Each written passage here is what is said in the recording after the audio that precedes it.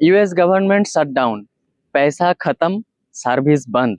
सोच के देखो, यूएस गवर्नमेंट, यूएस डॉलर जिसका करेंसी से पूरा दुनिया चलता है, तो वो गवर्नमेंट शटडाउन हो रहा है, अपना सर्विस बंद कर रहा है।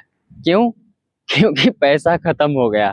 1 अक्टूबर 2025 मिडनाइट को वाशिंगटन डीसी के ऑफिस का लाइट बुझ गया, नेशनल पार्क्स के गेट्स लॉक हो गए और 7.5 लाख फेडरल एम्प्लॉइज घर पे चाय बनाते हुए बोल रहे हैं, सैलरी कब आएगी भैया।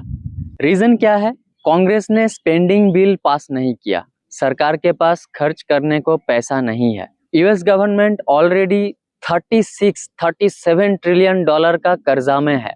तो एक तरफ रिपब्लिकन्स बोल रहे हैं कि बजट काट दो, सब्सिडीज हटाओ, और दूसरी तरफ डेमोक्रेट्स बोल रहे हैं हेल्थ केयर और प्रोग्राम्स बचा लो।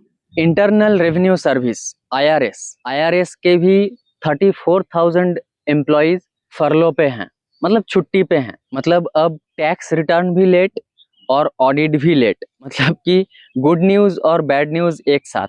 खतरा क्या है? Cyber security agency already budget cut पे थी, ठीक है, तो अब सर्विसेज बंद होने के चक्कर पे हैकर्स खुश होंगे, लेकिन अमेरिकन सिटीजन्स इसमें बहुत परेशान होंगे। नॉर्मली शटडाउन्स के बाद पैसे मिल जाता है, लेकिन ट्रम्प 2.0 में ट्रम्प ने बता दिया कि पैसा मिलने का कोई सियोरिटी नहीं है, ठीक है, तो एम्प्लॉइज बहुत परेशान हैं। इकोनॉमिक एक्सपर्ट्स बोल रहे हैं कि हर हफ्ते every week billions of dollars का लॉस हो रहा है। तो ये गवर्नमेंट शटडाउन होता क्यों है? हमारे यहाँ इंडिया में जैसा कि मार्च में ईयर एंडिंग होता है, मार्च टू मार्च, वहाँ पे अक्टूबर 1 टू सितंबर 30 का हिसाब है। यही टाइम में आपको टैक्स फाइल करवाना पड़ता है। अगर लॉ मेकर्स, मतलब कि house of representatives plus senate, ये लोग अगर स्पेंडिंग लेवल्स पे, पॉलिसीज पे, डेट लिमिट्स पे अगर सरकार से डिसएग्री करें और डेडलाइन मिस करें, तो ये शटडाउन का माहौल क्रिएट करता है। तो इसमें क्या होता है, एजेंसीज लीगली कोई पैसा खर्च नहीं कर सकते हैं without the approval of the Congress. तो इसमें बंद क्या होता है एक्चुअली में? एसेंशियल सर्विसेज जैसा कि military, air traffic control, social security, Medicare, ये सारा इमरजेंसी सर्विसेज कंटिन्यू रहता है, ठीक है। नॉन एसेंशियल सर्विसेज जैसे कि national parks, museums, many federal offices, research projects, IRS support, passport services, ये सारे शटडाउन हो जाते हैं। Federal employees in non essential roles are furloughed, ठीक है। जो भी सरकारी दफ्तर वाले जो भी एम्प्लॉइज होंगे, उनका सैलरी डिले किया जाएगा, सीधी सी बात है।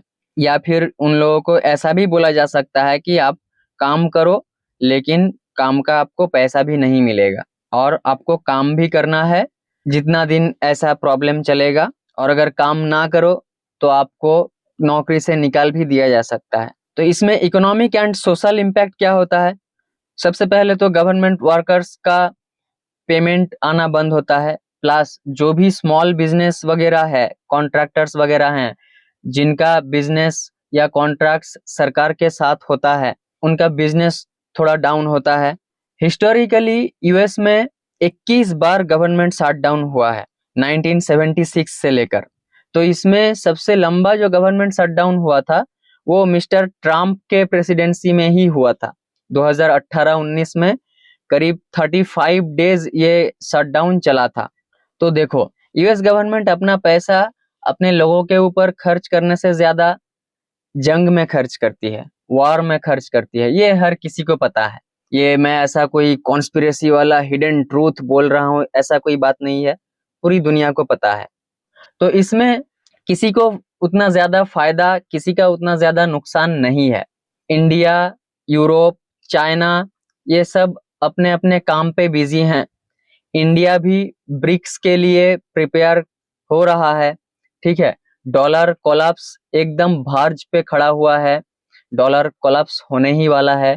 तो यहाँ पे चाइना स्ट्रॉन्गर बनेगा, यूरोप यहाँ पे स्ट्रॉन्ग हो सकता है, और इंडिया को भी अपना फॉरेन पॉलिसीज में अमेरिकन जो दबदबा है उसको थोड़ा सा हटाना है। तो यहाँ पे अल्टीमेट लेसन क्या है? कि आपका एसेट चाहे ट्रिलियन डॉलर का हो, आपका अगर कैश फ्लो जनरेट नहीं हो रहा है तो आपका इकोनॉमी क्रैश हो सकता है।